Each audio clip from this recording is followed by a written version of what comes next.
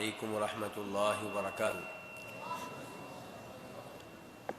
ان الحمد للہ نحمده ونستعینه ونستغفره ونعوذ باللہ من شرور انفسنا ومن سیئات اعمالنا من يهده الله فلا مضل له ومن يضلل فلا هادي له وأشهد أن لا إله إلا الله وحده لا شريك له وأشهد أن محمدًا عبده ورسوله يا أيها الذين آمنوا اتقوا الله حق تقاته ولا تموتن إلا وأنتم مسلمون يا أيها الناس اتقوا ربكم الذي خلقكم من نفس واحدة وخلق منها زوجها وبث منهما رجالا كثيرا ونساء واتقوا الله الذي تساءلون به والأرحام إن الله كان عليكم رقيبا يا أيها الذين آمنوا اتقوا الله وقولوا قولا سديدا يصلح لكم أعمالكم ويغفر لكم ذنوبكم ومن يطع الله ورسوله فقد فاز فوزا عظيما۔ ہر قسم کی حمد و ثنا اللہ رب العزت کے لیے جو ہم سب کا خالق، مالک اور رازق ہے، جس کو راضی کرنے کے لیے آج یہاں ہم جمع ہوئے ہیں، اور کثرت سے درود و سلام ہو امام الانبیاء جناب محمد رسول اللہ صلی اللہ علیہ وسلم کی ذات اقدس پہ، جنہوں نے اللہ کی مخلوق کے سامنے اللہ کا تعارف رکھا اور اس بات کا حق ادا کر دیا۔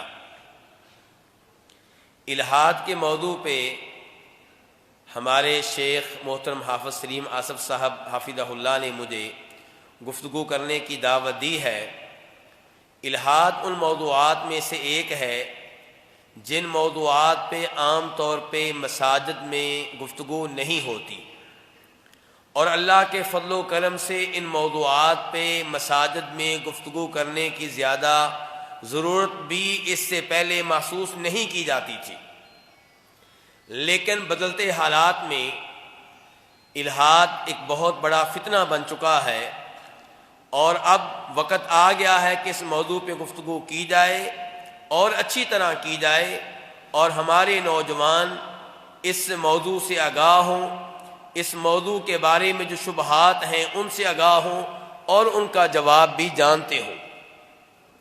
الہاد عربی زبان کا لفظ ہے، اس کا معنی ہوتا ہے سیدھے راستے سے ہٹ جانا۔ آپ نے قبر دیکھی ہوگی، ایک قبر ایسی ہوتی ہے جس کو لحد کہتے ہیں، ہم اردو میں اسے کیا کہتے ہیں؟ بغلی قبر۔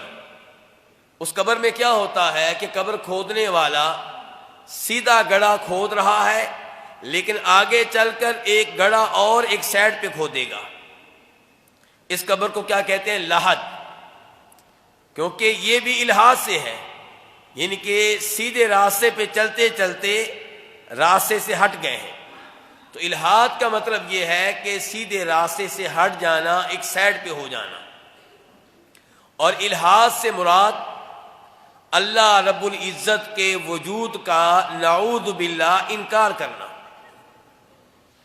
اللہ تعالیٰ کو رب ماننے سے انکار کر دینا، اللہ تعالیٰ کو خالق ماننے سے انکار کر دینا، اللہ کو رازق ماننے سے انکار کر دینا، اللہ کو مالک ماننے سے انکار کر دینا، یہ ہے الہاد۔ اور ملحد وہ آدمی جو اللہ رب العزت کے وجود پہ ایمان نہیں رکھتا، یقین نہیں رکھتا۔ ملحد عام طور پہ دو طرح کے ہیں۔ نمبر ایک وہ جو واضح طور پہ اللہ کے وجود کا انکار کرتے ہیں، اور نمبر دو وہ ملحد جو واضح طور پہ اللہ کے وجود کا انکار نہیں کرتے، لیکن یہ کہتے ہیں کہ ہمیں نہیں معلوم کہ اللہ ہے یا نہیں ہے۔ تو دونوں ہی اللہ کے وجود پہ یقین نہیں رکھتے، اس لحاظ سے دونوں ملحد قرار پاتے ہیں۔ قرآن حکیم میں ان لوگوں کا کچھ نہ کچھ تذکرہ موجود ہے۔ مثال کے طور پہ اللہ تعالیٰ کہتے ہیں وَقَالُوا مَا هَٰذِهِ إِلَّا حَيَاةُ الدُّنْيَا نَمُوتُ وَنَحْيَا وَمَا يُهْلِكُنَا إِلَّا الدَّهْرُ، کہ یہ کہنا کہ مرنے کے بعد انسان کو دوبارہ زندہ کیا جائے گا، اٹھایا جائے گا، حساب کتاب ہوگا، جنت جہنم کے فیصلے ہوں گے، سب باتیں فضول ہیں، صرف دنیا کی زندگی ہے اور کہانی یہیں پہ ختم ہو جائے گی۔ وما یہلکنا الا الدہر، اور ہمیں ہلاک کرنے والا کون ہے؟ زمانہ ہے، یعنی کہ اللہ نہیں، ہلاک کرنے والا کون ہے؟ زمانہ ہے۔ ملحدین کا یہی عقیدہ ہوتا ہے۔ ان سے پوچھا جائے کہ اگر اللہ خالق نہیں ہے، مالک نہیں ہے، پھر آپ کیسے پیدا ہو گئے؟ یہ آسمان کیسے پیدا ہوا؟ یہ زمین کیسے پیدا ہوئی؟ کہتے ہیں خود بخود، خود ہی چیزیں وجود میں آ گئیں۔ ان کا کوئی خالق مالک نہیں ہے، ان کا نظام چلانے والا کوئی نہیں ہے، یہ سسٹم خود بخود چل رہا ہے۔ یہ الہاد بہت بڑی جسارت، بہت بڑی جرت ہے۔ آپ اندازہ کیجئے کہ جب عیسائیوں نے یہ کہا تھا کہ عیسیٰ علیہ السلام اللہ کے بیٹے ہیں، اہل مکہ نے کہا تھا فرشتے اللہ کی بیٹیاں ہیں، تو اللہ رب العزت اس پہ شدید ناراض ہوئے، اور اللہ تعالی نے فرمایا لَقَدْ جِئْتُمْ شَيْئًا إِدًّا، تم لوگوں نے یہ جو الفاظ کہے ہیں کہ اللہ کی اولاد ہے، اللہ کا بیٹا ہے، اللہ کی بیٹیاں ہیں، یہ کوئی معمولی بات نہیں کہی تم نے، بہت بڑا جرم کیا ہے، بہت بھاری جملہ کہا ہے، بہت بڑی بات تم نے کہہ دی ہے۔ تکاد السماوات تفطرن منہ وتنشق الارض وتخر الجبال ہدا، اتنی بڑی بات تم نے کہہ دی ہے، اتنی باری بات تم نے کہہ دی ہے، قریب ہے کہ آسمان پھٹ پڑے، زمین شق ہو جائے اور پہاڑ ڈہ کر گر پڑے۔ اللہ کے بارے میں یہ کہنا کہ اللہ کی اولاد ہے، اللہ کے بارے میں کہنا کہ اللہ کا بیٹا ہے، اللہ کے بارے میں کہنا کہ اللہ کی بیٹی ہے، یہ اتنا بڑا جرم ہے۔ اللہ نے کہا ہے کہ قریب ہے کہ اس بات کی وجہ سے آسمان پھٹ جائے، زمین شق ہو جائے، پہاڑ گر پڑے۔ اور جو سرے سے اللہ کے وجود کا انکار کر دے، اس کا جرم کتنا بڑا ہوگا آپ ایک اندازہ لگا سکتے ہیں۔ اور ملحد اس مشرک سے بڑا مجرم ہے جن کے بارے میں ہم عام طور پہ گفتگو کرتے ہیں۔ ہمیں تو ان پہ اعتراض رہتا ہے جو اللہ کو رب ماننے کے ساتھ ساتھ، اللہ کو معبود ماننے کے ساتھ ساتھ قبر والوں کو معبود مانتے ہیں، مشکل اوقات میں انہیں پکارتے ہیں، انہیں داتا قرار دیتے ہیں، انہیں غوث کہتے ہیں، انہیں حاجت روا کہتے ہیں۔ ہمیں تو ان پہ اعتراض تھا، لیکن افسوس یہ ہے کہ ملحد ان سے بھی بڑا مجرم ہے، یہ سرے سے اللہ کو مانتا نہیں ہے۔ مشرک اللہ کو مانتا ہے لیکن اللہ کی عبادت میں اوروں کو شریک کرتا ہے، اور ملحد سرے سے اللہ کا منکر ہے، اللہ کے وجود کو نہیں مانتا۔ آئیے جائزہ لیتے ہیں کہ وہ کون سے اسباب ہیں، کون سے عوامل ہیں جن کی وجہ سے الحاد پاکستان میں اور دیگر ممالک میں، مسلمان ممالک میں پھیل رہا ہے، بڑھ رہا ہے۔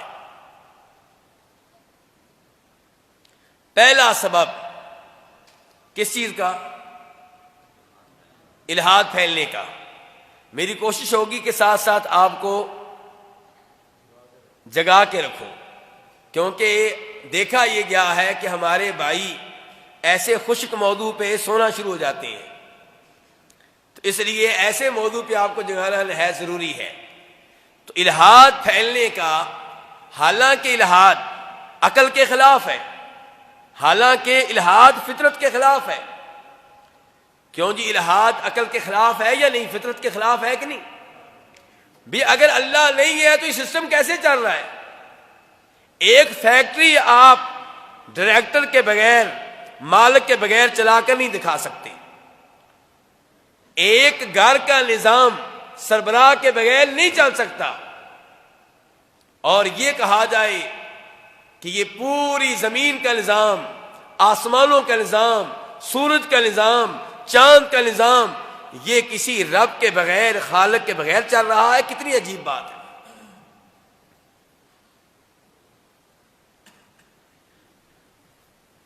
تو پہلا سبب میرے بھائیوں وہ ہے ہمارے نوجوانوں کا یورپ سے متاثر ہونا، مغرب سے متاثر ہونا۔ یورپ کو، مغرب کو اپنے سے بہتر خیال کرنا، اپنے سے برتر خیال کرنا، اور یہ سمجھنا کہ وہ ہم سے آگے نکل گئے، وہ ہم سے اچھے ہیں اور ہم پیچھے رہ گئے، یہ سوچ الحاد کا سبب بنتی ہے۔ کیوں؟ ایسی سوچ کا مالک بعد میں اس نتیجے پہ پہنچتا ہے کہ وہ لوگ اس لیے آگے نکل گئے کہ انہوں نے دین سے جان چھڑا لی، انہوں نے مسجد سے جان چھڑا لی، انہوں نے چرچ سے جان چھڑا لی، اور انہوں نے اللہ رب العزت کے اوپر ایمان کو خدا حافظ کہہ دیا۔ ان کا ایمان ہے کہ کوئی رب نہیں ہے، اسی وجہ سے وہ آگے نکل گئے ہیں۔ اور اس کی برعکس سوچ کیا ہوگی کہ ہم کیوں پیچھے رہ گئے؟ دین کی وجہ سے، مسجد کی وجہ سے، اللہ پہ ایمان لانے کی وجہ سے ہم جکڑے ہوئے ہیں کہ سود حرام ہے۔ تو یہ سوچ کہ یورپ ہم سے بہتر ہے، وہ ہم سے اچھے ہیں اور ہم ان کے سامنے کچھ نہیں ہے، یہ سوچ بعد میں الحاد کے عقیدے اپنانے کا سبب بنتی ہے۔ جبکہ اللہ رب العزت نے ایسے لوگوں کے بارے میں بہت پہلے کہہ دیا ہے، یعلمون ظاہرا من الحیات الدنیا وہم عن الآخرۃ ہم غافلون، دنیاوی معاملات کو جانتے ہیں، آخرت سے غافل ہیں، بے خبر ہیں، لا علم ہے۔ اللہ نے ایسے لوگوں کی مذمت بیان کی ہے اور ہم ان کو اچھا سمجھے۔ بڑا تعجب ہوتا ہے ہمارے کئی دوستوں کے اوپر جو بڑی معصومیت سے جملہ ادا کر رہے ہوتے ہیں کہ یورپ کے لوگ سب مسلمان ہیں، بس ایک کلمہ پڑھنے کی دیر ہے۔ یعنی کہ ان کا اخلاق، ان کی عادات، ان کی خصلتیں، ان کی صفات سب اسلام کے مطابق ہیں، حالانکہ یہ سب باتیں جھوٹ ہیں، غلط ہیں۔ اور 11 ستمبر کے بعد جو وہاں پہ مسلمانوں کے ساتھ سلوک کیا گیا، اس نے واضح طور پہ بتا دیا کہ ان کے ہاں اخلاق کتنا ہے اور ان کی صفات کتنی اعلیٰ ہے۔ آج یورپ میں جو مسلمان رہتے ہیں ان سے پوچھئے کہ کئی دفعہ ہماری کوئی مسلمان بہن سر پہ کپڑا لے کر جا رہی ہوتی ہے، چہرے کا پردہ بھی نہیں کیا ہوتا، اور بغیر کسی وجہ کے کوئی یورپی نوجوان آئے گا اسے دھکا دے دے گا۔ کوئی جھگڑا نہیں ہوا، کوئی تلخی نہیں ہوئی، کوئی چپکلش نہیں ہوئی، بلا وجہ۔ تو بہرحال پہلا سبب الحاد پھیلنے کا کیا ہے جی؟ یورپ سے متاثر ہونا، کافروں سے متاثر ہونا، انہیں اپنے سے بہتر سمجھنا۔ یاد رکھیے گا، حقیر سے حقیر مسلمان اچھے سے اچھے کافر سے بہتر ہے، گندے سے گندا مسلمان اعلیٰ سے اعلیٰ کافر سے بہتر ہے۔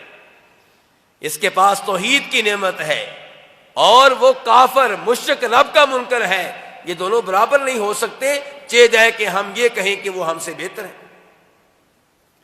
دوسرا سبب الحاد پھیلنے کا، مسئلہ قضاء و قدر کو، تقدیر کے مسئلے کو صحیح معنوں میں نہ سمجھنا، اس میں غلطی کرنا، اور خصوصاً اللہ کے افعال کی حکمت، اس سے غافل رہنا، اس کو نہ سمجھنا۔ یہ بات ابھی سمجھاتا ہوں، الحاد کا بہت بڑا سبب یہ چیز بن رہی ہے کیا کہ اگر اللہ ہوتا تو پھر دنیا میں ظلم کیوں ہو رہا ہے؟ اگر اللہ موجود ہے تو یہ زلزلے کیوں آتے ہیں، جس میں معصوم لوگ ہلاک ہو جاتے ہیں، بچے یتیم ہو جاتے ہیں، عورتیں بیوہ ہو جاتی ہیں، اگر اللہ موجود ہے تو کئی مظلوم قوموں کے اوپر ظالم قومیں ظلم کیوں کر رہی ہیں؟ اللہ موجود ہے تو روکتا کیوں نہیں ہے؟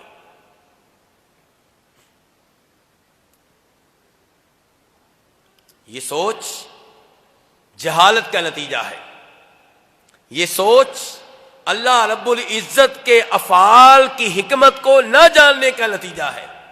اللہ نے تو بہت پہلے بتا دیا تھا، کیا؟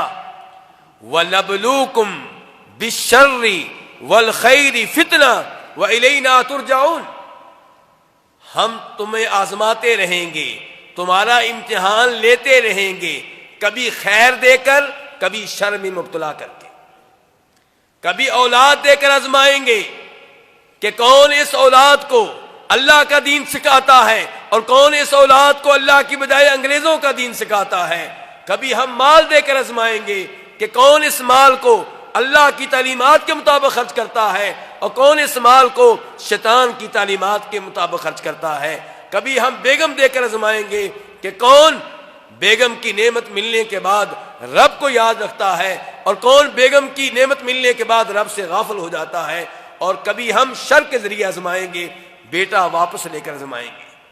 صبر کرتا ہے کہ نہیں کرتا؟ مال واپس لے کر آزمائیں گے، صبر کرتا ہے کہ نہیں کرتا؟ اللہ رب العزت نے بہت پہلے اعلان کر دیا تھا، وَلَنَبْلُوَنَّكُمْ بِشَيْءٍ مِّنَ الْخَوْفِ وَالْجُوعِ وَنَقْصٍ مِّنَ الْأَمْوَالِ وَالْأَنفُسِ وَالثَّمَرَاتِ وَبَشِّرِ الصَّابِرِينَ، کہ ہم تمہیں آزمائیں گے، کیسے؟ خوف میں مبتلا کر کے، بھوک میں مبتلا کر کے، کہسالی کے ذریعے، مال میں کمی کر کے، غلے میں کمی کر کے، وَبَشِّرِ الصَّابِرِينَ، اور خوشخبری دے دیں ان کو جو ان آزمائشوں پہ کیا کریں گے؟ صبر کریں گے۔ صبر کرنے والے کون ہیں؟ فرمایا الذین اذا اصابتهم مصیبہ قالوا انا للہ وانا الیہ راجعون، صبر کرنے والے وہ ہیں جن پہ جب مصیبت آئے تو کہتے ہیں انا للہ وانا الیہ راجعون، دینے والا بھی اللہ، واپس لینے والا بھی اللہ، اور ہم سب نے اللہ کے پاس حاضر ہونا ہے۔ ان کو کیا ملے گا؟ فرمایا اولئک علیہم صلوات من ربہم ورحمہ، یہ وہ لوگ ہیں جن پہ رب کی رحمتیں نازل ہوں گی، واولئک هم المہتدون، یہ ہے صراط مستقیم کے اوپر، یہ ہے ہدایت کے اوپر۔ تو اللہ تعالی بندوں کو آزماتے ہیں، امتحان لیتے ہیں۔ احسب الناس ان یقولوا آمنا وهم لا يفتنون ولقد فتنا الذین من قبلهم فلیعلمن اللہ الذین صدقوا ولیعلمن الکاذبین۔ لوگ سمجھتے ہیں کہ ہم کلمہ پڑھ لیں گے اور جنت میں پہنچ جائیں گے، ہمارا امتحان نہیں لیا جائے گا، ہم پہ مصیبتیں نہیں آئیں گی، ہمیں پریشانیوں میں مبتلا نہیں کیا جائے گا۔ نہیں، اللہ کا یہ سسٹم نہیں ہے۔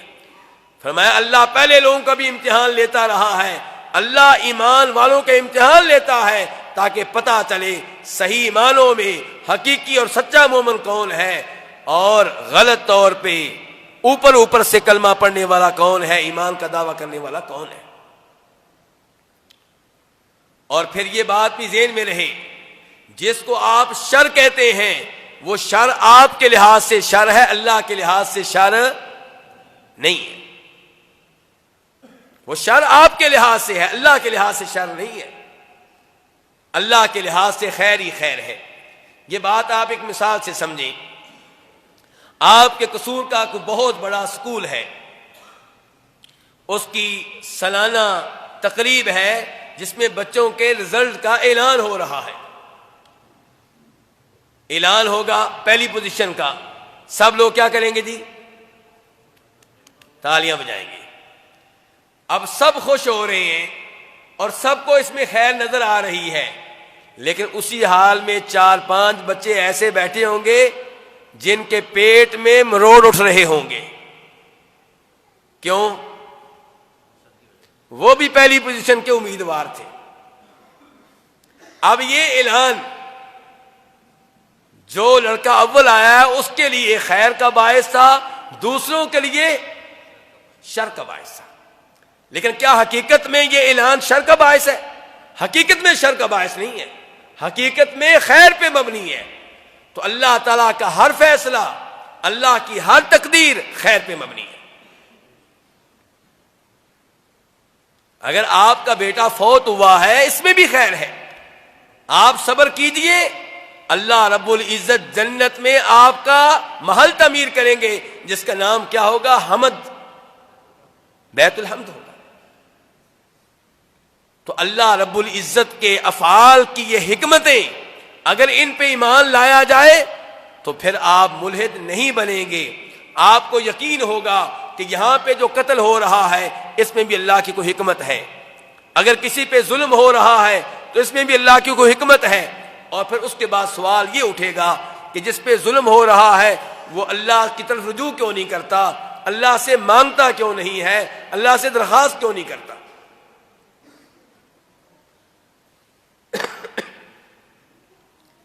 لکھنے والوں نے لکھا ہے کہ ایک آدمی کسی حجام کے پاس گیا۔ کس کے پاس گیا؟ حجام کے پاس۔ حجام اللہ کے وجود کا منکر تھا، ملحد تھا۔ یہ جانے والا بالوں کی کٹنگ کے لیے گیا اور ساتھ ساتھ اس سے گفتگو کر رہا ہے اور اسے قائل کرنے کی کوشش کر رہا ہے کہ اللہ پہ ایمان لے آؤ، اسی میں تمہارے لیے خیر ہے۔ وہ کہتا ہے اگر اللہ موجود ہوتا تو دنیا میں ظلم کیوں ہے، دنیا میں شر کیوں ہے، تکلیفیں کیوں ہیں، غربت کیوں ہے؟ وہ آدمی خاموش رہا اور پھر اس کی دکان سے باہر نکلا، تھوڑی دیر کے بعد واپس آیا، کہنے لگا میرا یہ عقیدہ ہے کہ اس شاپ میں حجام موجود نہیں ہے۔ میرا کیا عقیدہ ہے کہ اس شاپ میں، بولیے، حجام موجود نہیں ہے۔ اس نے کہا تم کیسے کہتے ہو موجود نہیں؟ میں تو موجود ہوں۔ کہا اگر تم موجود ہوتے تو گلی محلے میں ایسے لڑکے کیوں پھر رہے ہیں جن کے بال لمبے لمبے ہیں، جن کے بال لمبے لمبے ہیں، وہ کیوں پھر رہے ہیں؟ کہا بھئی میں تو موجود ہوں، میرے پاس آئیں تو پھر مسئلہ حل ہوگا۔ کہا یہی صورتحال رب کی ہے اور ان لوگوں کی ہے جن پہ ظلم ہو رہا ہے، اللہ کی طرف رجوع کریں، اللہ تعالیٰ ظلم کا ازالہ فرمائیں گے۔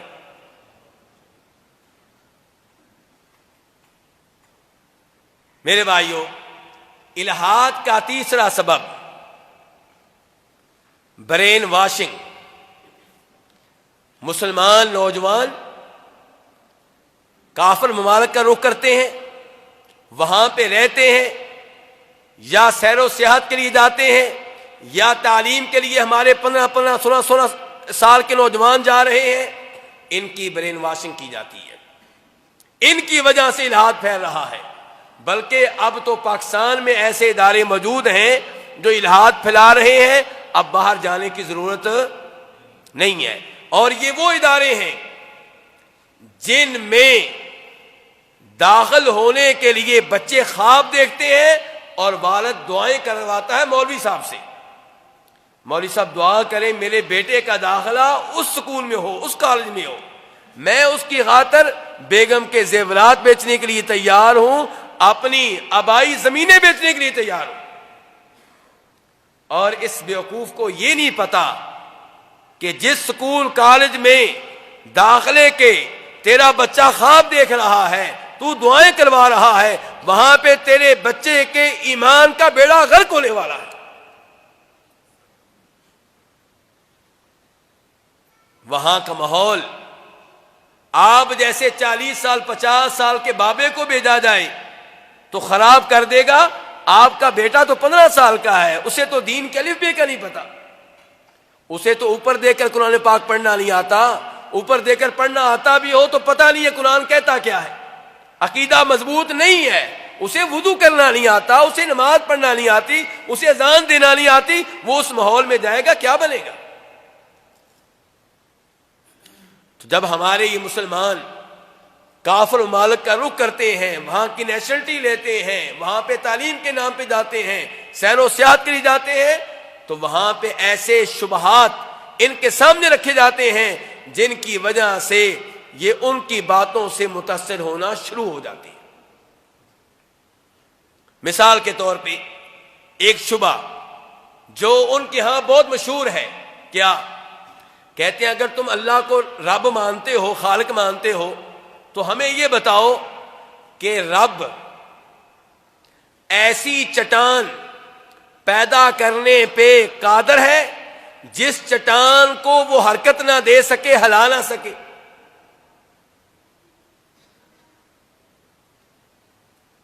بہت بڑا شبہ ہے، آپ لگتا ہے ابھی تک نہیں سمجھ سکے. کیا آپ کا رب ایسی چٹان پیدا کرنے پہ قادر ہے جس کو وہ اپنی جگہ سے ہلا نہ سکے؟ اب آپ کا جواب کیا ہوگا؟ آپ اگر کہتے ہیں کہ ہمارا رب ایسی چٹان پیدا کرنے پہ قادر ہے، تو آگے آپ کیا کہہ رہے ہیں کہ لیکن اس کو ہلا نہیں سکتا. نعوذ باللہ، اس کا مطلب یہ ہے کہ اللہ قادر نہیں ہے، بے بس ہے. اور اگر آپ کہتے ہیں کہ اللہ ایسی چٹان پیدا کرنے پہ قادر نہیں ہے، اس کا مطلب یہ ہے کہ اللہ صحیح معنوں میں خالق نہیں ہے. آپ یہ جواب دیں گے تب بھی کفریہ جواب ہے، وہ جواب دیں گے وہ بھی کفریہ جواب ہے. اب یہاں پہ ہمارے یہ نوجوان جو ہوتے ہیں نا، یہ اپنے آپ کو حرف آخر سمجھتے ہیں. ہم بڑے پڑھے لکھے ہیں، یہ مسجد کے بابے یہ تو ایسے ہی ہیں. ہم پڑھے لکھے ہیں، ہر ویب سائٹ کھول لیں گے، ہر پڑھے لکھے کے پاس بیٹھ جائیں گے، ہر ایک کی باتیں سننی شروع کر دیں گے. یہ سمجھتے ہیں کہ نہیں، وہ میرے اوپر برا اثر نہیں ڈال سکتا. تو کیا چیز ہے اللہ کے بندے؟ 15 سال کا تو ہے، نہ تجھے الف کا پتہ نہ بے کا پتہ. اب یہ شبہ تیرے سامنے رکھا جائے تو کیا جواب دے گا؟ تو اس کا جواب کیا ہے میرے بھائیوں؟ اس کا جواب دینے سے پہلے ایک سوال میں آپ سے کرنا چاہوں گا. سوال یہ ہے کہ آپ کا دوست، مثال کے طور پہ اس کا نام ہے زید، آپ کے دوست کا نام کیا ہے؟ وہ ہاسپٹل گیا ہے، پیٹ میں درد ہو رہی تھی، ہاسپٹل گیا ہے گینی وارڈ میں. کہاں گیا جی؟ گینی وارڈ میں. اب بتائیے اس کے ہاں بیٹا پیدا ہوا ہے کہ بیٹی پیدا ہوئی ہے؟ جی کیا مطلب؟ میں نے جو سوال پوچھا اس کا جواب دیں بس، تیسری بات نہ کریں. یا بتائیں لڑکا ہوا ہے کہ یا لڑکی، ایک بات کریں.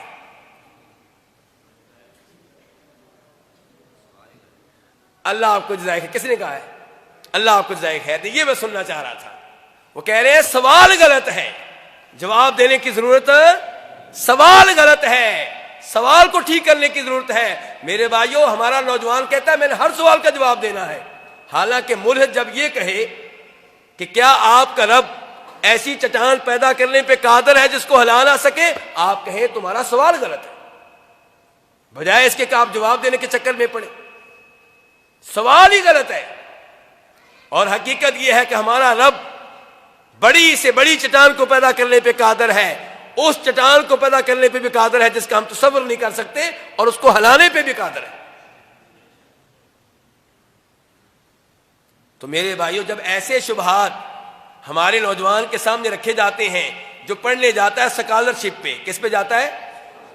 وہ سمجھتا ہے میں پورے پنجاب میں اول آیا تھا، پورے پاکستان میں اول آیا تھا، میں تو بہت ذہین ہوں، میں نے تو جواب دینا ہی دینا ہے. جب جواب نہیں دے گا، جواب بن نہیں پڑے گا، اب وہ جناب اس آدمی سے متاثر ہونا شروع ہو جائے گا، اس کی مجلس میں مزید بیٹھے گا، آہستہ آہستہ وہ اس کو ملحد بنا دے گا. تو میرے بھائیوں، ایسے شبہات نوجوانوں کے سامنے رکھے جاتے ہیں، اور ہم بڑے خوش ہوتے ہیں کہ میری بیٹی، میرا بیٹا ڈاکٹر بن رہا ہے. کیا بن رہا ہے جی؟ میرے بھائی، مجھے ڈاکٹر بننے پہ اعتراض نہیں ہے، یہ نہ سمجھیے گا مجھے کوئی اعتراض ہے، لیکن مجھے آپ کے بیٹے کے ڈاکٹر بننے سے پہلے اس کے ایمان کی فکر ہے. آپ کی توجہ صرف اس کے ڈاکٹر بننے پہ ہے، میری توجہ یہ ہے کہ اس کا ایمان سلامت رہے، اس کا دین سلامت رہے، جو دین لے کر گیا تھا وہیں واپس لے کر آئے. اور آپ میں سے کئی زیادہ سمجھدار ہوتے ہیں، انہوں نے کہا مولوی صاحب ایسے ہی لگے ہوئے ہیں، ہمارے محلے میں فلاں لڑکا گیا تھا، ادھر بڑا آوارہ تھا، جب انگلینڈ سے ڈاکٹر بن کر واپس آیا تو داڑھی رکھی ہوئی تھی، بڑا نمازی بن چکا تھا. بھئی بات ایک آدمی نہیں ہے، بات ایک آدمی کی نہیں ہے، بات ہے اکثریت کی. اکثریت کے ساتھ وہاں پہ کیا ہو رہا ہے؟ اگر آپ ایسی مثالیں دیں گے تو میرے پاس بھی مثالیں ہیں۔ مدینہ یونیورسٹی میں عقیدہ کے ڈپارٹمنٹ میں اس وقت ایک ہیں ڈاکٹر ابراہیم حنیف الرحمان، شاید شیخ صاحب بھی جانتے ہوں۔ یہ ڈاکٹر ابراہیم، ان کے والدین دماغ کے بہت بڑے ڈاکٹر تھے، بطور پروفیسر ڈاکٹر کنگ سعود یونیورسٹی میں 35 سال تک دونوں پڑھاتے رہے ہیں۔ اور ڈاکٹر ابراہیم صاحب کہا کرتے تھے پورے پاکستان میں میرے والد سے بڑھ کر دماغ کا اسپیشلسٹ کوئی نہیں ہے، تعلیم کے لحاظ سے بھی، لائبریری کے لحاظ سے بھی، اور آپریشن کے آلات وغیرہ کے لحاظ سے بھی۔ اب یہ ڈاکٹر ابراہیم، ان کی زندگی ریاض میں گزری، پھر آغا خان یونیورسٹی میں پڑھنے کے لیے پاکستان میں آ گئے، اسکول تک ریاض پڑھتے رہے، وہ بھی برٹش اسکول میں پڑھتے رہے، اور یہاں پہ آئے تو آغا خان یونیورسٹی میں، اور آپ جانتے ہیں آغا خانیوں کو، وہاں پہ ان کو ایک اور لڑکی نظر آئی جو ان کو کچھ اس ماحول میں بہتر لگی، تو گھر تک تعلقات قائم ہوئے، شادی ہو گئی۔ پھر یہ دونوں آغا خان یونیورسٹی سے MBBS بنے، اور اس کے بعد مزید تعلیم کے لیے کافر ممالک کا رخ کیا۔ وہاں پہ جو پہلے سے آغا خانی لڑکے پڑھ رہے تھے، انہوں نے ان کی دعوتیں کی کہ ہماری یونیورسٹی کے طالب علم آئے ہیں، ان کے ساتھ بیٹھے، ان کی گفتگو سنی، ان کے خطرناک خیالات سنے تو پریشان ہو گئے، دین کے بارے میں، اللہ کے بارے میں، اللہ کے رسول کے بارے میں، قرآن کے بارے میں۔ تو انہوں نے وہاں پہ فیصلہ کیا کہ ہم نے اس ماحول میں نہیں رہنا۔ ڈاکٹر ابراہیم صاحب نے مدینہ یونیورسٹی آ کے انٹرویو دیا اور داخلہ ہو گیا۔ اب اپنے والد صاحب سے بات کیسے کریں، بڑا مسئلہ ہے۔ والد صاحب تو خواب دیکھ رہے تھے کہ میرا بیٹا میرا وارث بنے گا، والد صاحب سے بات کرنا مشکل ہو گیا۔ والدہ کو آگے کیا، والدہ بتاتی ہیں کہ والد صاحب سر پکڑ کے بیٹھ گیا، میرے بیٹے کو کیا ہو گیا، مینٹل ہو گیا یہ۔ مزید اس موضوع پہ کافی گفتگو ہو سکتی ہے، لیکن میں موضوع سے باہر نہیں نکلنا چاہتا، کہنا چاہتا ہوں ایسی مثالیں تو مل جائیں گی آپ کو، آپ دیں گے کہ ایک وہاں پہ رہا پھر بھی ٹھیک رہا، میں مثالیں دوں گا کہ وہاں سے ڈر کے مارے ڈاکٹر ابراہیم صاحب ادھر آ گئے، اس ماحول سے ڈر گئے کہ اتنا خطرناک ماحول دین کے لحاظ سے، ایمان کے لحاظ سے۔ لیکن بات ہوتی عام طور پہ کیا ہو رہا ہے، تو عام طور پہ کیا ہو رہی، وہاں پہ برین واشنگ ہو رہی ہے، ہمارے نوجوانوں کو دین سے متنفر کیا جا رہا ہے، اللہ کی ذات سے متنفر کیا جا رہا ہے، اللہ کے رسول صلی اللہ علیہ وسلم کی ذات سے متنفر کیا جا رہا ہے، اور دین اسلام کے بارے میں ہمارے نوجوان بہت سے شکوک و شبہات رکھتے ہیں، کئی دفعہ ان کا اظہار گھر میں کرتے ہیں، اور کئی دفعہ ابا جی کے ڈر سے ان شکوک و شبہات کا اظہار نہیں کرتے، لیکن گند ذہنوں میں موجود ہے۔ تو کتنے اسباب میں بیان کر چکا ہوں الہاد کے 3 اسباب بیان کر چکا ہوں جن کی وجہ سے الہاد پھیلتا ہے۔ چوتھے نمبر پہ مادر پیدر آزادی کا شوق، ایسی آزادی کا شوق جس میں کوئی پوچھنے والا نہ ہو، جو چاہوں سو کروں۔ یہ کیا تماشا ہے، اگر ہم بینک میں ملازمت کرنا چاہتے ہیں تو دین رکاوٹ بن جاتا ہے، کہتا ہے یہ حرام ہے، لڑکی سے دوستی لگانا چاہتے ہیں تو دین رکاوٹ بن جاتا ہے، کہتا ہے حرام ہے، ہر چیز حرام۔ تو اس لیے آہستہ آہستہ وہ لوگ اچھے لگنے شروع ہو جاتے ہیں جو آزادانہ زندگی گزار رہے ہیں، جنہیں کسی کا ڈر نہیں، کسی کا خوف نہیں، کوئی ملامت نہیں، کوئی حرام نہیں، کوئی حلال نہیں، اور ملامت کرنے والا کوئی ضمیر بھی نہیں۔ جب آپ الہاد کو اپنا لیں گے تو ملامت کرنے والا ضمیر بھی رخصت ہو جائے گا۔ جب تک آپ مولد نہیں بنتے، آپ کا عقیدہ ہے کہ رب ہے، آپ کا ضمیر آپ کو کبھی کبھی ملامت کرے گا کہ بھئی اللہ دیکھ رہا ہے شراب پی رہے ہو، اللہ دیکھ رہا ہے بدکاری کر رہے ہو، اللہ دیکھ رہا ہے سودی ملازمت کر رہے ہو۔ تو اگر آپ یہ عقیدہ اپنا لیں کہ رب سرے سے موجود نہیں ہے، اب آپ کو وہ آزادی مل جائے گی جو شیطان آزادی ہمیں دینا چاہتا ہے۔ تو اس لحاظ سے الحاد یہ پھر اچھا لگتا ہے. دین کو اپنائیں گے، رب کو مانیں گے تو رب کیا کہتا ہے، رب کے رسول کیا کہتے ہیں، ایاکم والدخول علی النساء، اور نوجوانوں جہاں پہ غیر لڑکیاں بیٹھی ہوں وہاں پہ نہ جاؤ، ان کے پاس جانے کی اجازت نہیں ہے، کسی لڑکی کے ساتھ تنہائی میں بیٹھنے کی اجازت نہیں ہے. سوال ہوا اللہ کے رسول دیور کے بارے میں کیا خیال ہے، جیٹ کے بارے میں کیا خیال ہے؟ فرمایا وہ تو موت کی حیثیت رکھتے ہیں. اب رب کو مانیں گے تو پھر رب کے رسول کو مانیں گے، پھر دین کو مانیں گے تو پابندیاں ہیں، اور اگر الحاد کو اپنا لیں گے تو ساری پابندیاں ختم. اس لیے الحاد بڑا پیارا لگتا ہے.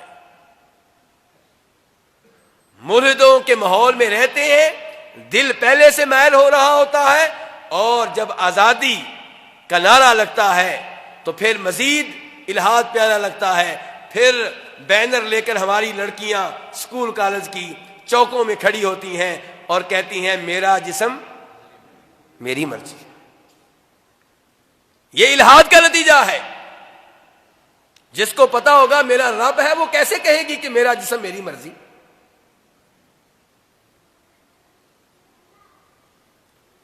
تو میرے بھائیوں یہ الحاد بہت خطرناک چیز ہے، اور میں اس کے اسباب بیان کر رہا ہوں. کتنے اسباب بیان کر چکا ہوں؟ 4. یہ شیخ نوید صاحب باہر بیٹھے ہوئے ہیں جی، مجھے شرم آ رہی ہے یہاں پہ ان کو دیکھ کر. چلیں جی. تو بہرحال یہ الحاد کے 4 اسباب میں بیان کر چکا ہوں. الحاد کے اسباب میں سے 5واں سبب کیا ہے؟ 5واں سبب یہ ہے کہ دین میں، میرے بھائی توجہ چاہوں گا آپ کی، دین میں کوئی ایسی چیز نظر آتی ہے جس کے اوپر ایمان لانا مشکل ہے، جسے ماننا مشکل ہے. مثال کے طور پہ میرے بھائی توجہ چاہوں گا آپ کی ذرا دھیان سے. مثال کے طور پہ اس بات کو ماننا مشکل ہے کہ لڑکیوں کی وراثت مرد کے مقابلے میں کتنی ہے؟ آدھی ہے. جب یہ نظام نازل ہوا تھا تب اس پہ ایمان لانا مشکل نہیں تھا، کیونکہ سیدھے سادے مسلمان لوگ تھے. اور اب ہم ہیں پڑھے لکھے، ہمیں انگریزی آتی، ان کو کون سی انگریزی آتی تھی؟ ہم پڑھ لکھ گئے ہیں، اب ہم اللہ کی بات ہمیں ہضم نہیں ہوتی. ہمیں یورپ نے پڑھا دیا ہے. جب سے اسکول میں جانا شروع ہوئے تھے ہمیں بتایا گیا تھا کہ مرد و عورت کیا ہے؟ برابر ہیں. مرد و عورت کیا ہے؟ برابر ہیں. اب جو چیز اس کے خلاف ملے گی وہ غلط ہے، وہ چاہے قرآن ہو، چاہے حدیث ہو، چاہے اللہ کے رسول ہو، نعوذ باللہ. اور صحابہ کرام کا اللہ پہ ایمان تھا، اللہ کے رسول پہ ایمان تھا، جو انہوں نے کہہ دیا آنکھیں بند کر کے ایمان لے آئے، اور یقین تھا کہ جو اللہ نے کہا ہے وہ صحیح کہا ہے، درست کہا ہے، برحق ہے. اور کچھ مسئلہ دین پیش کرنے والوں میں بھی ہے. دین پیش کرنے والوں نے دین کے نام پہ کئی ایسی چیزیں پیش کر دی جو واقعی انسان جو عقل مند ہو وہ قبول نہیں کر سکتا. اس کی ایک مثال دوں گا آپ کو، ہلکی سی مثال. مجھے امید ہے کہ آپ ناراض نہیں ہوں گے اس مثال پہ. کیوں جی ناراض تو نہیں ہوں گے؟ یہ واقعہ پیش آیا ہے اس لیے بطور مثال پیش کر رہا ہوں. کراچی میں ایک ادارے میں میاں بیوی آتے ہیں اور کہتے ہیں کہ ہمیں پتہ چلا ہے کہ آپ لوگ حلالے کو غلط کہتے ہیں. آپ لوگ حلالے کو کیا کہتے ہیں؟ حلالہ کسے کہتے ہیں؟ حلالے کا مطلب یہ ہے کہ جب آپ کی بیگم کو 3 طلاقیں ہو جائیں تو شریعت کہتی ہے کہ اب یہ دونوں اکٹھے نہیں رہ سکتے. لیکن صحیح حدیث میں یہ آیا ہے کہ اگر 3 طلاقیں ایک ہی موقع پہ دی جائیں تو کتنی ہوتی ہیں؟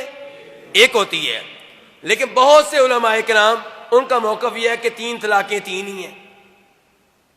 اب میرے پاس اگر کوئی آئے گا فتویٰ لینے کے لیے تو میں کہوں گا چونکہ 3 طلاقیں ایک موقع پہ دی گئی ہیں تو 1 طلاق ہوئی ہے، ابھی چانس باقی ہے، 2 چانس باقی ہیں، بطور میاں بیوی آپ اکٹھے رہ سکتے ہیں. لیکن ہمارے دوست وہ کہتے ہیں کہ 3 طلاقیں ایک موقع پہ دیں یا الگ الگ دیں، کتنی ہوں گی؟ 3 ہوں گی۔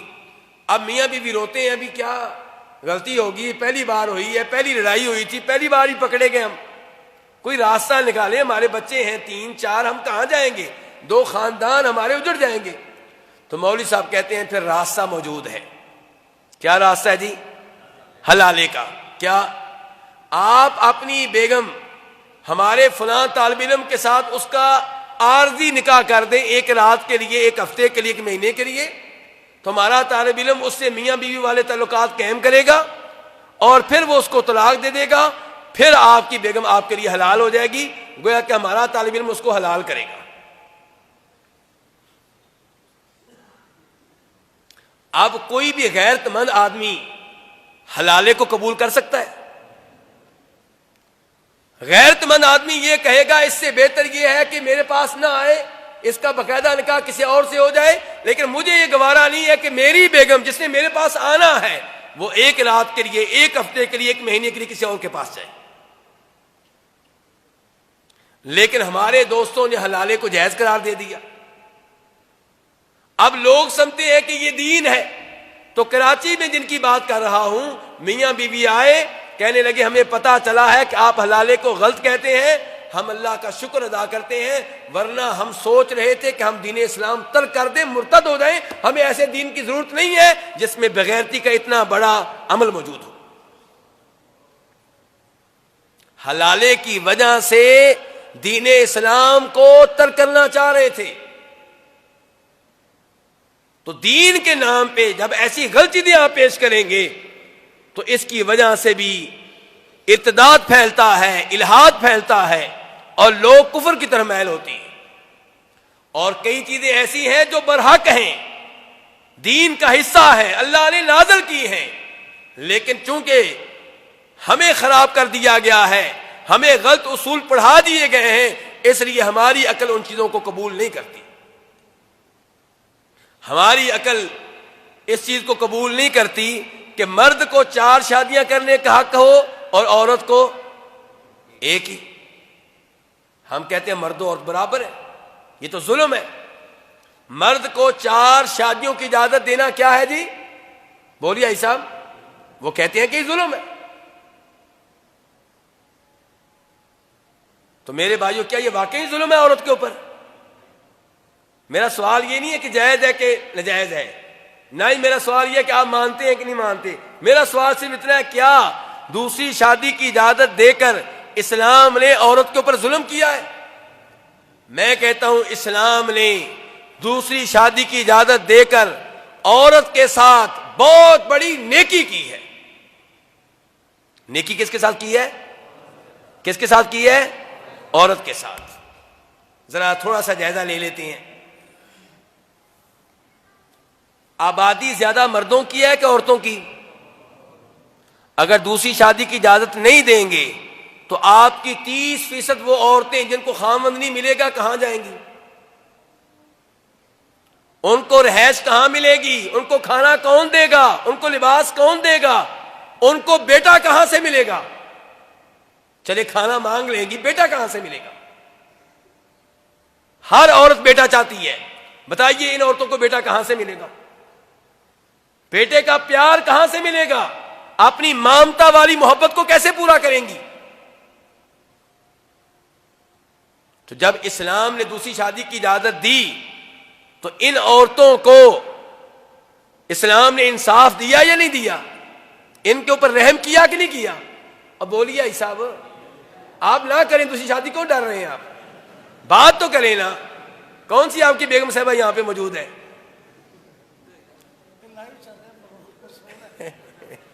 لائیو میری تصویر آ رہی ہے، آپ کی شاید نہ آ رہی ہو۔ آپ بولیں میں تو نہیں ڈر رہا۔ دوسرے نمبر پہ میرے بھائی، آپ نے مانا کہ آبادی زیادہ کن کی ہے؟ ایکسیڈنٹ اور لڑائی میں زیادہ فوت ہونے والے مرد ہوتے ہیں کہ عورتیں؟ مرد۔ تو جب مرد فوت ہوگا اس کی بیگم کیا ہو گئی؟ بیوہ۔ اس بیوہ کو اب خاوند کون دے گا؟ ایسا مرد کہاں سے اس کو ملے جو اس کو گھر بھی دے، رہائش دے، لباس دے، کھانا دے، حفاظت دے، امن دے؟ یہ تبھی ملے گا جب آپ دوسری شادی کی اجازت دیں گے۔ تو ان بیواؤں پہ اسلام نے رحم کیا کہ نہیں کیا؟ اور جن عورتوں کو طلاق ہو جاتی ہے ان کو خاوند کی ضرورت ہے کہ نہیں ہے؟ کیا کوئی آدمی جس سے آپ کہیں کہ شادی ایک ہی کرنی ہے وہ طلاق یافتہ کو پسند کرے گا کہ کنواری کو؟ لیکن جب آپ کہیں گے 2 شادیاں کر سکتے ہو، کہے گا چلو ایک کنواری ایک طلاق یافتہ۔ یہ اسلام نے کس پہ رحم کیا ہے؟ عورت پہ رحم کیا ہے۔ لنگڑی عورت سے، نابینا عورت سے، معذور عورت سے مرد شادی کے لیے تیار ہوتے ہیں، لیکن اگر آپ کہیں مرد سے کہ آپ دوسری شادی بھی کر سکتے ہیں، پھر ہو سکتا ہے وہ تیار ہو جائے، پھر ہو سکتا ہے وہ کہ چلو ایک بیگم مکمل اور ایک آدھی، ایک کے ساتھ محبت کی شادی یعنی کہ پڑھی لکھی خوبصورت، اور ایک جو ہے چلو اس کے ساتھ تعاون۔ آپ کی بیگم 15 سال سے آپ کے ساتھ ہے، اولاد پیدا نہیں ہو رہی، ڈاکٹر بتا رہے ہیں کہ بیگم میں مسئلہ ہے، باندھ ہے، اس سے بچہ پیدا ہونے کی امید۔ اب آپ کا میرا فیصلہ کیا ہوگا کہ مجھے تو اولاد چاہیے، اب طلاق۔ لیکن اگر آپ یہ کہیں کہ طلاق نہ دو، اس کو بھی رکھ لو، ایک شادی اور کر لو، تو یہ عورت طلاق سے بچی کہ نہ بچی؟ عورت طلاق سے بچ گئی، اسلام کے نے دوسری شادی کا حق دیا اس وجہ سے۔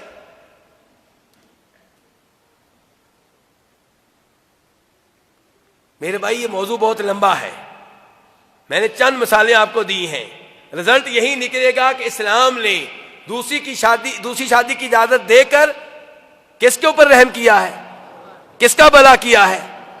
لیکن ہمارے دماغ خراب کر دیے گئے ہیں، اور ہمیں یورپ والے پڑھاتے ہیں تمہارا دین بہت ظالم ہے، کیونکہ تمہارے دین نے عورت کو دوسری شادی کا حق نہیں دیا، مرد کو دیا ہے، اور ہم ان سے متاثر ہو جاتے ہیں۔ ہمارے نوجوان جو 15 سال کی یورپ میں پڑھنے جاتے ہیں، وہاں جب کلاس میں ایسی باتیں سنتے ہیں سر پکڑ کے بیٹھ جاتے ہیں، ہم یہاں پہ کیا جواب دیں؟ وہ سمجھتے ہیں دین جھوٹا ہے، حالانکہ دین سچا ہے، تم جاہل ہو۔ اب جب ایسی باتیں بار بار کی جاتی ہیں تو ہمارا نوجوان کہتا ہے اگر رب ہوتا، اگر بولیے ذرا، اگر رب ہوتا تو رب ایسا دین نازل نہ کرتا جس میں یہ ظلم ہوتا، اس کا مطلب ہے رب ہے ہی نہیں۔ نعوذ باللہ من ذالک، نعوذ باللہ من ذالک۔ یہ ہے ان کا طریقہ واردات۔ اس انداز سے وہ ہمارے نوجوانوں کو خراب کر رہے ہیں، اور اب تو اچھے بھلے لوگ نمازی وہ بھی کہہ رہے ہوتے ہیں مرد و عورت برابر ہیں جی۔ کیوں جی حاجی صاحب، مرد و عورت برابر ہوں تو گھر کا نظام چل سکتا ہے؟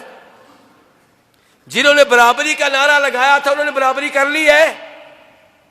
یار آپ پڑھے لکھے بیٹھے ہیں، مجھے بتائیں آپ کی زندگی میں آج تک کوئی امریکہ میں خاتون صدر بنی ہو؟ بولیے بھائی صاحب، سارے حقوق دے دیے، میدان ہموار کر دیا، پھر بھی نہیں بن سکی۔ کیوں؟ کیونکہ وہ جھوٹے ہیں، اللہ سچا ہے۔ اللہ نے عورت کو ایسا بنایا ہی نہیں ہے۔ اچھا چلے آپ انگلینڈ کو لے لیں، انگلینڈ میں آپ کی زندگی میں کتنی عورتیں آ چکی ہیں وزیر اعظم جی؟ میری زندگی میں صرف 2 آئی ہیں ابھی تک، ایک نے پورے 5 سال کیے تھے اور ایک بیچاری یہ شاید 2 سال پورے کر کے گئی، ابھی 5 سال پورے نہیں کر سکی۔ اور ان کی آپ کابینہ دیکھیں، کابینہ میں جو وزیر عورتیں ہیں وہ کتنی ہیں؟ نہ ہونے کے برابر۔ ہمارے پاس تو دھکے سے بنا دیا گیا 33%، اور وہاں پہ نہ ہونے کے برابر ہیں۔ تو کہنے کا مطلب یہ ہے میرے بھائیوں، اسلام سچا، ہمارا رب سچا، اور یہ ملحد غلط ہیں، دین کے خلاف پروپگنڈا کرتے ہیں، باتیں کرتے ہیں جس سے ہم متاثر ہو جاتے ہیں۔ دین میں کوئی ایسی چیز نہیں ہے جس کو نہ مانا جائے۔ ویسے بھی میرا اور آپ کا فرض ہے کہ میری اور آپ کی عقل میں کوئی بات آئے یا نہ آئے، ہم آنکھیں بند کر کے ایمان لے آئیں، کیونکہ ہماری عقل محدود ہے، چھوٹی ہے، ہماری عقل محدود ہے۔ اللہ کی ہر حکمت ہماری عقل میں داخل ہو جائے یہ ممکن نہیں ہے، ہماری عقل محدود ہے۔ تو اس لیے اللہ نے جو بتا دیا اس پہ ایمان لانا چاہیے۔ الحاد کے کتنے اسباب بتا چکا ہوں جی؟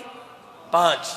الحاد کے اسباب میں سے چھٹا سبب یہ ہے کہ ہم دین کی تعلیمات سے ناواقف ہیں اور دین کی خوبیوں سے ناواقف ہیں، ہمیں پتہ ہی نہیں اس دین کی خوبیوں کا۔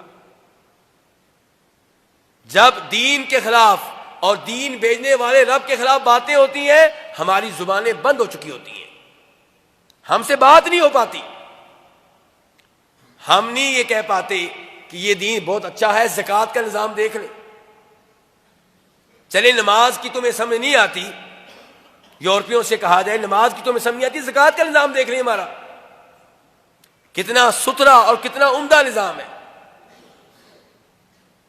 اور اس نظام کے ذریعے غریبوں کا، فقیروں کا، مسکینوں کا کیسے خیال رکھا گیا ہے، مسافروں کا اور جن پہ قرضہ ان کا کیسے خیال رکھا گیا ہے۔ پھر آپ ان کو بتائیں کہ ہمارا نظام ہمارے مال کی حفاظت کرتا ہے۔ کس کی حفاظت کرتا ہے؟ مال کی۔ اللہ تعالیٰ کہتے ہیں وَالسَّارِقُ وَالسَّارِقَةُ فَاقْطَعُوا أَيْدِيَهُمَا، چوری کرنے والا مرد ہو یا عورت ہو کیا کرو؟ ہاتھ کاٹ ڈالو۔ یہ ایک ہاتھ کٹے گا پورے پاکستان میں اور 1 سال کے لیے کافی، سب کا مال محفوظ ہو جائے گا۔ اگر ایک ہاتھ نہیں کاٹیں گے تو پھر ہر گھر میں بڑے بڑے گیٹ لگوانے پڑیں گے، لمبی لمبی دیواریں قائم کرنا پڑیں گی، اور گھروں کے باہر کون کھڑے کرنے پڑیں گے جی؟ Security guard. خرچہ کم ہوا کہ بڑھ گیا؟ بڑھ گیا۔ ہمارے دین کی یہ خوبی ہے کہ ہماری عزت کی حفاظت کرتا ہے۔ والذین یرمون المحصنات ثم لم یأتوا بأربعة شہداء فاجلدوہم 80 جلدہ ولا تقبلوا لهم شہادة ابدا واولئک هم الفاسقون۔ اگر کوئی کسی معصوم لڑکی پہ تہمت لگاتا ہے بدکاری کی، زنا کی، اور 4 گواہ نہیں لاتا جو ثابت کرے کہ واقعی یہ عورت بدکار ہے، اس نے زنا کیا ہے، اگر کوئی ایسی تہمت لگاتا ہے 4 گواہ اس کے پاس نہیں ہے، اس کی سزا کیا ہے؟ 80 کوڑے مارے جائیں، چاہے مولوی ہو، چاہے مسجد کا خطیب ہو، چاہے حاجی ہو، چاہے نمازی ہو۔ لڑکی کی عزت محفوظ ہوئی کہ نہ ہوئی؟ اگر اس دین پہ صحیح معنوں میں عمل کیا جائے، یہ دین ہماری عزت کی حفاظت کرتا ہے، یہ غیبت سے روکتا ہے تاکہ دوسرے مسلمان کی عزت خراب نہ ہو، یہ چغلی سے روکتا ہے تاکہ 2 مسلمان آپس میں لڑ نہ پڑے۔ تو یہ دین ہمارے مال کی حفاظت کرتا ہے، یہ دین ہماری عزت کی حفاظت کرتا ہے، اور اس دین نے ہم سے مطالبہ کیا ہے کہ ہم دن میں 5 مرتبہ نماز پڑھیں۔ تو وضو کتنی بار ہوگا؟ عام طور پہ 5 دفعہ ہوتا ہے، 5 دفعہ چہرہ دھویا جائے گا، اور پھر جمعہ کی وجہ سے غسل کیا جائے گا۔ میں تو کافر ممالک میں ابھی تک نہیں گیا، لیکن جو وہاں پہ رہتے ہیں بتاتے ہیں عام طور پہ ان گوروں سے بدبو آ رہی ہوتی ہے۔ عام طور پہ کیا آ رہی ہوتی ہے؟ بدبو۔ بھئی برف باری ہوتی ہے، سخت سردی ہے، نہانے کی کیا ضرورت ہے؟ لیکن ہم سے مطالبہ کرے گا کون؟ ہمارا دین۔ کون مطالبہ کرے گا؟ ہمارا دین۔ ہر ہفتے غسل کرنا ہے، عید کا غسل کرنا ہے، جنابت کا غسل کرنا ہے، بیگم سے مصری کا غسل کرنا ہے، حیض کا غسل کرنا ہے، نفاس کا غسل کرنا ہے۔ اور ہمارا دین ہم سے یہ بھی مطالبہ کرے گا کہ کوئی بھی ایسی چیز کھا کر مسجد میں آنے کی اجازت نہیں ہے جس سے کیا آ رہی ہو؟ بدبو آ رہی ہو۔ یعنی کہ مسلمان کو بدبو کے ذریعے بھی تنگ کرنے کی اجازت نہیں ہے، مارنے کی اجازت نہیں ہے، تہمتیں لگانے کی اجازت نہیں ہے۔ تو یہ دین کی خوبیاں چونکہ ہمارے نوجوان نہیں جانتے، اور پھر وہ پڑھنے کے لیے یورپ میں چلے جاتے ہیں، صبح و شام اسلام کے خلاف باتیں ہوتی ہیں، نبی صلی اللہ علیہ وسلم کے خلاف باتیں ہوتی ہیں، قرآن کے خلاف باتیں ہوتی ہیں، تو پھر وہ متاثر ہو جاتے ہیں۔ اور آخری سبب میرے بھائی الحاد کا، وہ اپنے آپ کو بڑا سمجھنا۔ اپنے آپ کو کیا سمجھنا؟ یہ بڑا اپنے آپ کو سمجھنا، میں بڑا فن خان ہوں، بڑا عقل مند ہوں، بڑا سمجھدار ہوں، یہ چیز بھی انسان کو الہاد کی طرف لے کر جاتی ہے۔ اس اپنے آپ کو بڑا سمجھنے کی وجہ سے وہ اپنے آپ کو اللہ سے بھی بڑا سمجھتا ہے، اللہ کے رسول سے بھی بڑا سمجھتا ہے، پھر اللہ کے کلام کی تکذیب کرتا ہے، نبی صلی اللہ علیہ وسلم کی احادیث کی تکذیب کرتا ہے اور الہاد میں واقع ہو جاتا ہے۔ یہ میں نے کیا بتائے تھے جی ابھی تک؟ الہاد کے اسباب۔ اب میرے بھائی الہاد کے وسائل کیا ہے؟ الہاد کن چیزوں کے ذریعے ہم میں پھیلایا جا رہا ہے؟ الہاد کے وسائل میں سے ایک وسیلہ ٹی وی چینلز، ان میں جو فلمیں پیش کی جاتی ہیں، ڈرامے پیش کیے جاتے ہیں، جن میں یہ باور کرایا جاتا ہے کہ عورت پہ ظلم ہو رہا ہے۔ ظلم کرنے والے کون ہیں؟ مسلمان۔ اور مسلمان ظلم کیوں کرتا ہے؟ اس کے پیچھے اسلام، اور اسلام نازل ہوا محمد رسول اللہ پہ کہاں سے آیا؟ اللہ کی طرف سے۔ تو نوجوان کو آہستہ آہستہ نعوذ باللہ اس رب سے نفرت ہو جاتی ہے جس رب کی وجہ سے عورت پہ ظلم ہو رہا ہے۔ دوسری شادی عورت پہ ظلم ہے ان کے ہاں، سمجھ رہے ہیں نا بات کو، اور اسے آدھی وراثت دینا ان کے ہاں ظلم ہے۔ تو یہ ظلم کیوں ہو رہا ہے؟ رب کی وجہ سے۔ تو رب جو ہوگا وہ ظالم نہیں ہو سکتا، اس لیے رب ہے ہی نہیں۔ تو یہ فلمیں، یہ ڈرامے الہاد پھیلانے کا بہت بڑا وسیلہ ہے۔ دوسرے نمبر پہ پہلے ذکر کر چکا ہوں، یہ کالج، یہ یونیورسٹیاں جن کا نام بہت زیادہ گونجتا ہے، میں ہر یونیورسٹی کی بات نہیں کر رہا، میں ہر کالج کی بات نہیں کر رہا، لیکن وہ یونیورسٹیاں، وہ کالج جو سر فہرست ہیں پاکستان میں، اور خصوصاً وہ یونیورسٹیاں اور کالج جن کو چلانے والے عیسائی مشنری ادارے ہیں، وہاں پہ ایسا ماحول ہوتا ہے جس ماحول میں پلنے والا نوجوان فوری طور پہ نہیں، آئندہ چل کے ملحد بن سکتا ہے۔ تیسرے نمبر پہ انٹرنیٹ، یہ الہاد پھیلانے کا بہت بڑا ذریعہ ہے۔ باقاعدہ ویب سائٹ موجود ہیں جن میں الہاد پھیلایا جا رہا ہے، اور اللہ رب العزت کے موجود نہ ہونے پہ دلائل دیے جاتے ہیں، حالانکہ دلیل کوئی نہیں ہوتی، شبہ۔ جیسے شبہ میں نے پہلے آپ کو بتایا تھا کہ اگر تمہارا رب ہے تو کیا وہ ایسا پتھر پیدا کر سکتا ہے جس کو اٹھانے پہ قادر نہ ہو؟ اس قسم کے شبہات۔ دلیل ان کے پاس کیا ہوگی؟ کوئی دلیل نہیں۔ دلیل تو پکار کے کہہ رہی ہے کہ رب موجود ہے۔ وفی انفسکم افلا تبصرون، ہمارے جسم میں کئی نشانیاں ہیں جو بتا رہی ہیں کہ رب موجود ہے۔ آسمان و زمین کا نظام کامیابی سے چل رہا ہے، اگر رب نہیں ہے تو کیسے چل رہا ہے؟ یہ آپس میں ٹکراتے کیوں نہیں ہیں؟ تو کائنات کی ایک ایک چیز، وفی کل شیء لہ آیۃ تدل علی انہ واحد، کائنات کی ایک ایک چیز بتا رہی ہے کہ واقعی رب موجود ہے اور ایک ہے۔ دو ہوتے تو پھر بھی نظام چلنے والا نہیں تھا۔ تو انٹرنیٹ میرے بھائی یہ بہت بڑا سبب بن چکا ہے الہاد پھیلانے میں، ٹویٹر کے ذریعے، فیس بک کے ذریعے، یوٹیوب کے ذریعے، اور انہوں نے نام ایسے رکھے ہوتے ہیں جن سے فوری طور پہ نوجوان کو پتہ نہیں چلتا کہ یہ ویب سائٹ اصل میں مجھے ملحد بنانے کے لیے ہے۔ ابتدائی طور پہ سوالیہ انداز اختیار کیا جائے گا، نوجوان کہتے ہیں جی میں تو پڑھا لکھا ہوں، میرے لیے کوئی مسئلہ نہیں ہے، میں ہر بات کو سمجھتا ہوں، میں عقل مند ہوں۔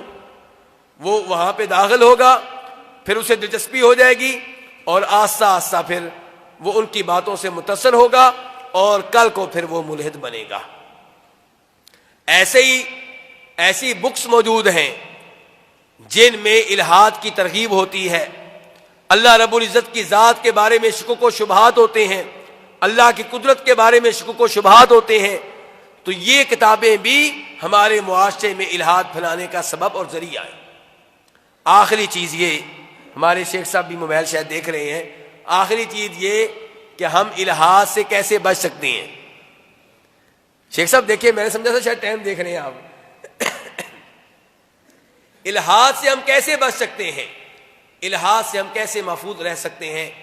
پہلے نمبر پہ اللہ کی کتاب کے ساتھ تعلق مضبوط بنایا جائے، نبی علیہ الصلوۃ والسلام کی احادیث کے ساتھ تعلق کو مضبوط بنایا جائے، اور یہ تعلق صرف تلاوت کی حد تک نہ ہو بلکہ ترجمہ و تفسیر.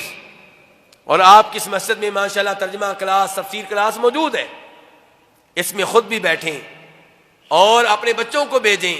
شیخ صاحب ماشاءاللہ آپ کو علم دینا چاہ رہے ہیں، آپ علم لینے والے بنیں. تو قرآن کے ساتھ جڑ جائیں، قرآن کے ساتھ اپنی اولاد کو جوڑ دیں، تاکہ آپ اور آپ کے اولاد ہر طرح کے فتنوں سے، الہاد کے فتنوں سے محفوظ رہ سکیں. اللہ تعالیٰ فرماتے ہیں وَكَيْفَ تَكْفُرُونَ وَأَنْتُمْ تُتْلَى عَلَيْكُمْ آيَاتُ اللَّهِ وَفِيكُمْ رَسُولُهُ وَمَن يَعْتَصِم بِاللَّهِ فَقَدْ هُدِيَ إِلَىٰ صِرَاطٍ مُسْتَقِيمٍ. کہ تم کیسے کفر کرتے ہو جب کہ تم میں قرآن موجود ہے، قرآن کی تلاوت کی جاتی ہے، اللہ کے رسول موجود ہیں. اس سے پتہ چلا کہ جس کے گھر میں قرآن موجود ہوگا، جس کے گھر میں اللہ کے رسول کی احادیث موجود ہوں گی، ان پہ غور و فکر کرتے ہوں گے، انہیں پڑھتے ہوں گے، انشاءاللہ وہ کفر سے بچ جائیں گے، وہ کفر کے قریب نہیں جائیں گے. اور نبی علیہ السلام نے بھی فرمایا تھا تم میں دو چیزیں چھوڑے جا رہا ہوں، جو ان کو مضبوطی سے تھام لے گا گمراہ نہیں ہوگا. ایک اللہ کی کتاب اور دوسرے نمبر پہ نبی علیہ الصلوۃ والسلام کی سنت اور آپ کی احادیث. تو اس لیے میرے بھائیو ان دو چیزوں کو مضبوطی سے پکڑ لیا جائے تو انشاءاللہ اس کی وجہ سے ہم بہت سے فتنوں سے بچ جائیں گے. دوسرے نمبر پہ وہ اسباب اختیار کیے جائیں جن اسباب کی وجہ سے اللہ پہ ایمان میں اضافہ ہوتا ہے. اللہ کی مخلوقات پہ غور کریں، وہ کتابیں پڑھیں جن کتابوں میں اللہ رب العزت کے وجود پہ دلالت کرنے والی نشانیاں، معجزات اور آیتیں جمع کر دی گئی ہیں. خود آپ بھی قرآن میں پڑھیں.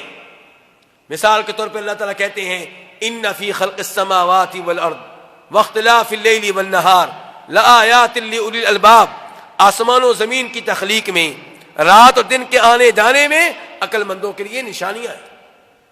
افلا ينظرون الى الابل كيف خلقت والى السماء كيف رفعت والى الجبال كيف نصبت والى الارض كيف سطحت. آپ غور نہیں کرتے زمین کو کیسے بچھایا گیا ہے، آسمان ستونوں کے بغیر کیسے کھڑا ہے، کسی سہارے کے بغیر کیسے کھڑا ہے، یہ بڑے بڑے اونٹ کس نے پیدا کیے ہیں. ان چیزوں پہ غور کریں گے تو اللہ پہ جو آپ کا ایمان ہے اس میں کیا ہوگا؟ اضافہ ہوگا. اللہ رب العزت کے اوپر ایمان میں اضافہ کرنے کے ساتھ ساتھ جب کبھی شیطان وسوسہ ڈالے اللہ کی ذات کے تعلق سے، اور شیطان کا کام ہی یہی ہے، نبی علیہ الصلوۃ والسلام نے خبردار کیا ہے، مسلم شریف کی حدیث ہے کہ شیطان تمہارے پاس آتا ہے، وہ کہتا ہے جی تمہیں کس نے پیدا کیا؟ جی اللہ نے. فلاں چیز کو کس نے پیدا کیا؟ جی اللہ نے. آخر میں سوال ذہن میں کیا ڈالتا ہے کہ اللہ کو کس نے پیدا کیا؟ فرمایا جب یہ صورتحال ہو جائے کیا کریں؟ اعوذ باللہ من الشیطان الرجیم پڑھیں. بلکہ اس سلسلے میں جو آپ کی تعلیمات ہیں ان کا خلاصہ یہ ہے کہ فوری طور پہ آپ کہیں آمنت باللہ ورسلہ، کہ میں اللہ کے رسول پہ کیا کیا؟ میں نے ایمان لایا. دوسرے نمبر پہ آپ نے ارشاد فرمایا یہ کہیں کہ قل هو اللہ احد اللہ الصمد لم یلد ولم یولد ولم یکن لہ کفوا احد، کہ وہ اللہ ایک ہے، وہ بے نیاز ہے، نہ اس کا کوئی والد ہے، نہ اس کی کوئی اولاد ہے، اس کا کوئی ہمسر نہیں ہے. تیسرے نمبر پہ آپ اپنی بائیں جانب پھونک ماریں اور یہ پڑھیں اعوذ باللہ من الشیطان الرجیم، کہ یہ وسوسے ڈالنے والا شیطان ہے اور میں اللہ سے درخواست کرتا ہوں کہ اللہ تعالیٰ مجھے شیطان مردود کے وسوسوں سے محفوظ رکھے. تو اس انداز سے میرے بھائیوں ہم الہات سے اور ان فتنوں سے بچ سکتے ہیں. آخری بات یہ کرنا چاہوں گا کہ دوست، نبی علیہ السلام ارشاد فرماتے المرء علی دین خلیلہ، ہر انسان اپنے گہرے دوست کے دین پہ ہوتا ہے. تم میں سے ہر ایک کو جائزہ لینا چاہیے کہ اس کے دوست کون ہیں. جب آپ نے اپنے بچے کو بیکن ہاؤس میں بھیج دیا ہے. جب آپ نے اپنے بچے کو کیا کی لمز یونیورسٹی میں بھیج دیا ہے تو ذرا دھیان سے اس کے دوست کون ہوں گے, کن کے ساتھ اٹھنے بیٹھنے والا ہوگا, کون سا ماحول بنے گا. اور اس کا کیا نام ہے جی؟ پرویز ہود جی, پرویز ہود بھائی. یہ بھائی آپ کے ایمان کا دشمن ہے. اور ہمارا نوجوان طبقہ اس کو سننا چاہتا ہے. جی بڑا پڑھا لکھا ہے, اپنی فیلڈ میں بڑا ماہر ہے. ٹھیک ہے, اپنی فیلڈ میں ماہر ہوگا, لیکن دین کے معاملے میں, اللہ کے معاملے میں, شریعت کے معاملے میں آپ کے ایمان کا دشمن ہے. تو آپ دیکھیے آپ کے بچے کے, آپ کے بیٹے کے دوست کون ہیں. کیا یہ وہ دوست ہیں جن کی وجہ سے اس کا ایمان مضبوط ہو رہا ہے, اس کی نماز پڑھنے کے انداز میں بہتری آ رہی ہے, اس کی تلاوت کے انداز میں بہتری آ رہی ہے, تفسیر سیکھنے میں شوق پیدا ہو رہا ہے, درس حدیث میں حاضر ہونے میں شوق پیدا ہو رہا ہے, یا اسے آسا آسا نفرت ہو رہی ہے مسجدوں سے, داڑھی سے, دین سے, دین والوں سے.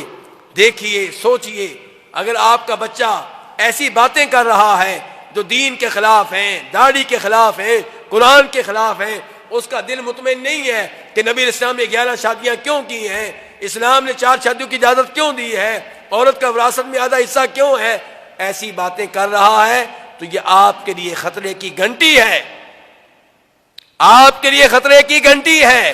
فی الحال جو آپ کا بچہ باتیں کر رہا ہے یہ بھی کفریہ ہیں. یہ بھی کیا ہے؟ اللہ کی باتوں پہ اعتراض کرنے والا آپ کا بچہ کون ہوتا ہے؟